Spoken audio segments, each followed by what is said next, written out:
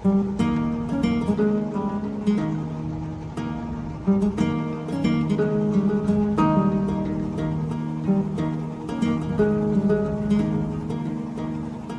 আসসালামু আলাইকুম। আমি রাতুল আজাদ। আজ আমাদের উদ্দেশ্য আটঘর কুরিয়ানা।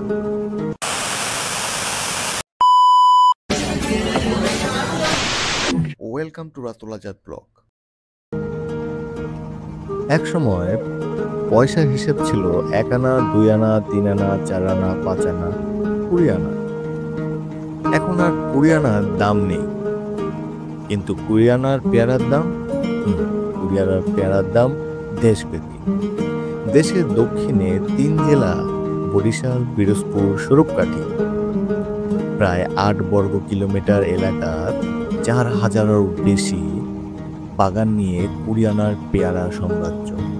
যে সাম্রাজ্যে কাঠবিড়ালিদেরও পেয়ারা খেতে খেতে মুখে অরুচি চলে এসেছে। ইতিহাস বলে 20 আনার এই পেয়ারা বাগানে লুকিয়ে থেকেই এই এলাকার মুক্তিযোদ্ধারা পাক বাহিনীর সঙ্গে যুদ্ধ করেছিল। এই কারণে মূল্য দিতে হয়েছে এই গ্রাম বাসিন্দাদের। হানাদার বাহিনীর সদস্যরা পুড়িয়ে দিয়েছিল পুরো গ্রাম। সেই গ্রামকেই এখন মানুষ পেয়ারার রাজ্য হিসেবে বেশি চেনে। যদিও আশেপাশের আরো কয়েকটি গ্রামে পেয়ারার চাষ হয়, তারপরও 20 আনার খ্যাতি একটু বেশি। সাধারণত আষাঢ় মাস থেকে পেয়ারার বাজারে আসা শুরু করে। 20 আনার প্রাকৃতিক সৌন্দর্য এর নিজের কাল হয়ে দাঁড়াচ্ছে দিনকে দিন। মানুষ এই সৌন্দর্য উপভোগ করতে এসে এখানে বনভোজন ও আরো অন্যান্য অনুষ্ঠান আয়োজন করে। অনুষ্ঠানে ব্যবহৃত পরিত্যক্ত বর্জ্য সঠিক স্থানে না ফেলার কারণে তা পরিবেশকে দূষণ করছে প্রতিনিয়ত। আমরা এখনো এর প্রতি সচেতন না হলে আমরা নিমেষেই আমাদের এই অপরূপ প্রাকৃতিক সৌন্দর্য হারিয়ে ফেলব।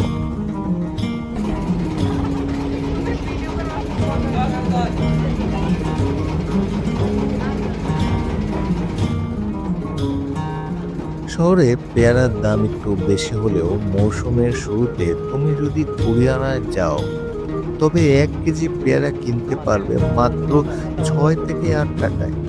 তবে চারদিকে এত এত পেয়ারা, সেসব তো আর 1টা 2টা করে বিক্রি হয় না, বিক্রি হয় পাইকারি ভাবে।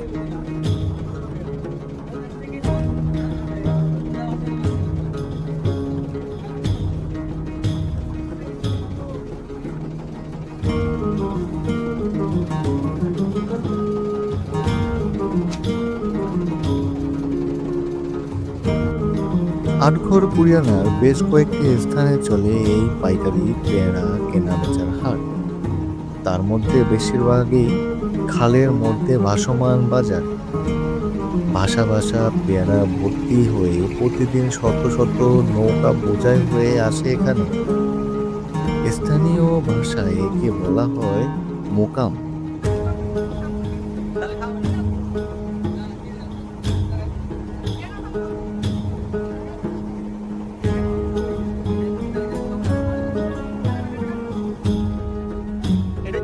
এত বড় পেয়ারা বাগানের কথা শুনে অনেকেই হয়তো সেখানে যাওয়ার কথা ভাবতেই পারো।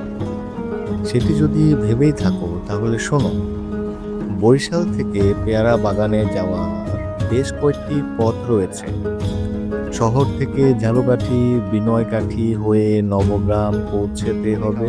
সেখান থেকে যাওয়া যাবে ট্রলারে।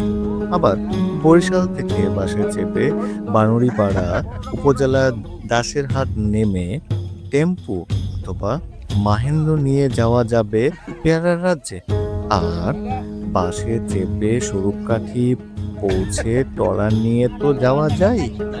তবে পেয়ারা বাগানের সৌন্দর্য যদি তুমি দাঁড়িয়ে দাঁড়িয়ে উপভোগ করতে চাও, তবে তোমাকে যেতে বলবো ইঞ্জিন চালিত নৌকা দিয়ে।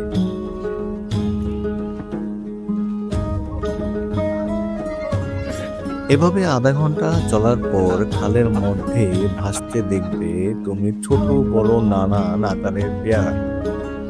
তোমাকে পাশ কাটিয়ে যাবে পেয়ারা ভর্তি ছোট নৌকা আর ট্রলার। আত্মীয়তার নিদর্শন হিসেবে অনেকেই তোমার দিকে ছুড়ে দিবে পেয়ারা। পাশে থাকা ছোট ছোট শিশুরাও পেয়ারা দিয়ে জানাবে তোমাকে অভিবাদন।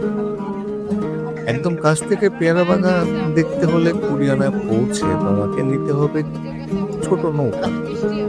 তাতে চেপে ঢুকতে হবে মূল বাগানে। তবে বাগানে ঢোকার আগে অবশ্যই বাগানের মালিকের অনুমতি নিয়ে নিতে হবে। আর একবার বাগানে ঢুকতে পারলে তারপর তোমাকে আর পায় কে? ডানে বামে সামনে পিছনে পেয়ারা দেখে নিজেকে কাঠবিড়ালি ভাবলেও ভাবতে পারো।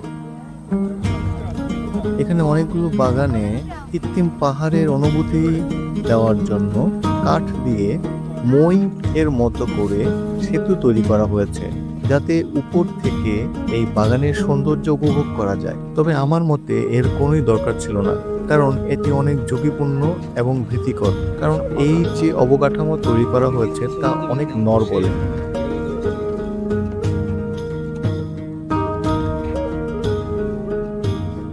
আপনারা এইসব বাগানে যেতে পারেন। এসব বাগানে টিকিটের মূল্য 30 টাকা। টিকিটে লেখা থাকে যে আপনারা যত ইচ্ছে তত পেয়ারা খেতে পারবেন, তবে বাগানের ভিতরে যেয়ে খেতে হবে।